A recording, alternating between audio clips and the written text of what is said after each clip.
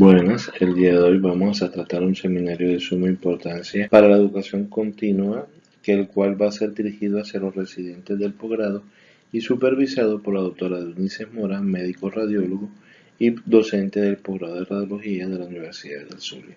El tema a tratar es ultrasonido transfontanelar.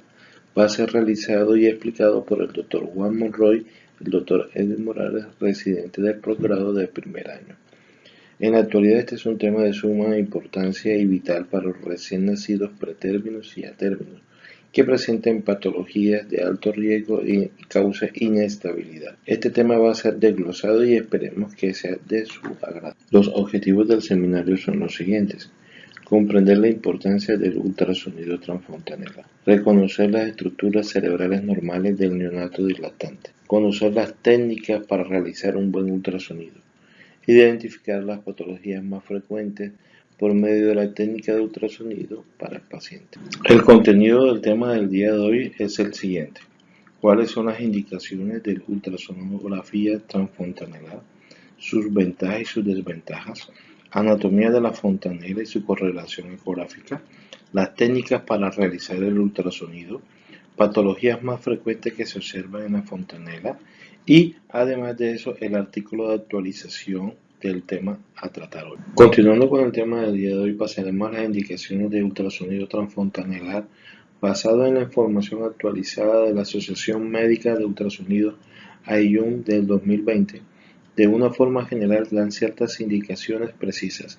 La primera es el aumento anormal de la circunferencia cefálica, presencia de hemorragias, presencia de hidrocefalia, anomalías vasculares, lesiones isquémicas, malformaciones congénitas, signos y síntomas de trastorno del sistema nervioso central, neuroinfección adquirida o congénita, trauma craneal, craniosintosis o el seguimiento de todas estas patologías anteriormente mencionadas bajo el método de ultrasonido transfontanelar. El ultrasonido transfontanelar tiene ciertas ventajas y desventajas. Las ventajas: que no produce radiación, no es invasivo, es de bajo costo y fácil disponibilidad.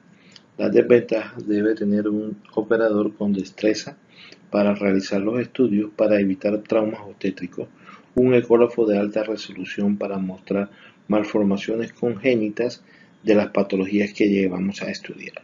El estudio fontanelar: debemos contar con equipos de alta resolución con traductores con frecuencias oscilantes entre 5 a 12 MHz. Del lado izquierdo observamos los dos traductores más utilizados para el estudio del parénquima cerebral, donde vemos muchos pacientes pretérmino y lactantes cuya frecuencia oscila entre 5 a 7.5 MHz. En pacientes para el estudio de la fontanela posterior y mastoide, la alta frecuencia es de 12 MHz. Y en aquellos estudios que debemos evaluar la porción escamosa del hueso temporal que no fue visualizada por la mastoide, utilizamos un traductor de 3.5 MHz. Teniendo claro los traductores que se deben utilizar para el estudio transfontanelar, pasaremos a la evaluación de la fontanela anterior. Esta fontanela anterior se forma en la unión de la sutura frontal con la sagital. En ese punto central se va a visualizar la fontanela anterior hasta los 2 años, que va a estar abierta, y una visualización idónea desde los 12 a los 14 meses. Los cortes que se van a realizar ahí son coronales y sagitales. La evaluación ecográfica de la fontanela anterior se realiza a través de un traductor de alta frecuencia, el cual nos va a permitir un barrido exhaustivo desde la región más anterior a la región más posterior de la fontanela, dándonos así unos cortes minuciosos para estudiar las estructuras internas cerebrales. Estos cortes serían corte número 1, las astas frontales, en el corte número 2, el núcleo caudado, corte número 3, cuerpo del ventrículo lateral, tercer ventrículo y astas temporales. Posterior a este corte se presentan el corte donde se visualiza el plexo coroideo, el cerebeloso, corteza cerebral y las astas occipitales. En esta diapositiva le queremos mostrar un estudio de ultrasonografía transfontanelar en escala de grises en corte coronal, donde valoraremos la sustancia blanca fontanela. En la imagen del lado derecho podemos apreciar las astas de toro que representan las alas mayores del esfenoide, el parénquima cerebral de los lóbulos frontales bilaterales sin evidencia de hemorragia intraparenquimatosa, la línea media sin evidencia de desviación. En la imagen del lado izquierdo, donde vamos a observar las alas del efenoide con los polos temporales, el parénquima cerebral de los lóbulos frontales bilaterales sin evidencia de hemorragia y la línea media sin evidencia de desviación. Continuando con los cortes coronales de la fontanela anterior, traemos un esquema de un estudio de ultrasonido transfontanelar en escala de grises en cortes coronales medios, donde podemos apreciar en la imagen del lado derecho el cuerpo calloso, la fisura de Silvio esquematizada por las dos flechitas que señalan acá, donde representa la bifurcación de la arteria cerebral media, el parénquima cerebral de los lóbulos temporales y frontales bilaterales sin evidencia de hemorragia intraparenquimatosa, la línea media sin presencia de desviación. En la imagen del lado izquierdo es un corte coronal igual, donde podemos apreciar la C en espejo de las estructuras del hipocampo.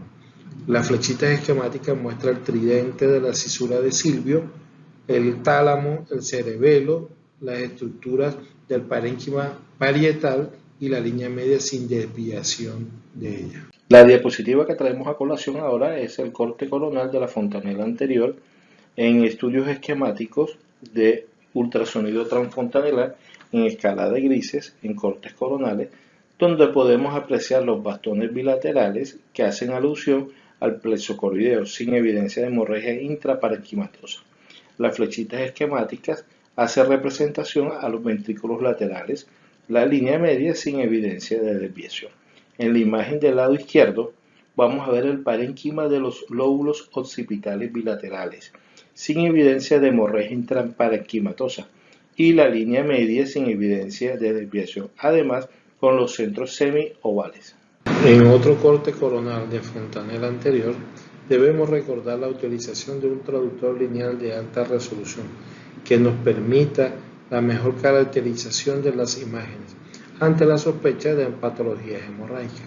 En este ultrasonido coronal con sonda lineal a nivel de fontanela anterior, logramos ver ciertas estructuras como el seno sagital superior, la cisura interhemisférica, el cuerpo calloso, el ventrículos laterales sin ninguna alteración persistente a hemorragia. Continuando con los cortes de la fontanela anterior, seguimos con los sagitales. Estos van dirigidos de forma un corte medial y dos oblicuos, uno del lado izquierdo y uno del lado derecho. En otra imagen de corte sagital de la fontanela anterior, traemos un estudio de ultrasonido transfontanelar en escala de grises sin ninguna alteración, donde podemos observar la siguiente estructura. En la imagen del lado derecho vamos a apreciar el cuerpo calloso, cuerpo cerebeloso, cuarto ventrículo, la protuberancia de la cisterna magna. En un plano parasagital derecho, en la imagen del lado izquierdo, vamos a ver el surco caudotalámico entre el caudado y el tálamo, sin ninguna alteración ni evidencia de hemorragia de las estructuras. En este estudio sagital de la fontanela anterior, lo vamos a mostrar en un ultrasonido transfontanelar en escala de grises en cortes parasagitales sin presencia de alteraciones, donde se observan las siguientes estructuras. En la imagen del lado derecho vamos a apreciar el plexo coroideo, el tálamo sin alteraciones, y en el corte de la imagen del lado izquierdo vamos a apreciar la cisura silviana y la de Rolando, sin alteraciones ni hemorragia del parénquima. Pasando a otro punto anatómico de la bóveda del recién nacido, observamos que la unión entre la sutura sagital y la lamboidea se encuentra en la fontanela posterior. Esta está abierta hasta los 3 meses, permite la valoración de las astas occipitales y además de esto nos ayuda a detectar con precisión las hemorragias interventriculares. En este estudio que observamos acá es un ultrasonido transfontanelar en escala de grises, corte parasagital oblicuo a través de la fontanela posterior, donde se va a valorar el ventrículo laterales, el plexo coroideo que se encuentra dentro de los límites normales y la sustancia blanca parieto occipital. En esta diapositiva vamos a hablar sobre la fontanela mastoidea. Esta está anatómicamente ubicada a nivel de la sutura escamosa en unión con la lamboidea y la finalización de la fontanela posterior. Esta va a estar abierta hasta los 2 años, van a ubicarse estructuras anatómicas como el tálamo y el tronco cerebral, y además de eso, en la ubicación de la fosa posterior vamos a ver el vermis, el cerebelo y el cuarto ventrículo. El traductor lo vamos a colocar 1 centímetro detrás del hélice de la oreja y por encima del talón. En esta diapositiva de fontanela mastoidea nos permite obtener las mejores imágenes de la fosa posterior, incluyendo el cerebelo, la ventana lateral o el temporal de las cisternas basales y del polígono de Willis. Este es un estudio de ultrasonido que traemos acá en escala de grises en plano axial, donde la fontanela mastoidea se presenta sin ninguna alteración y podemos visualizar las siguientes estructuras. En la imagen del lado izquierdo vemos los hemisferios cerebelosos, el vermis. Estas líneas punteadas significan las líneas del tentorio y el seno transverso. Acá logramos ver la cisterna magna, el cuarto ventrículo y el vermis. Y el parénquima cerebral sin ninguna presencia de hemorragia ni alteraciones.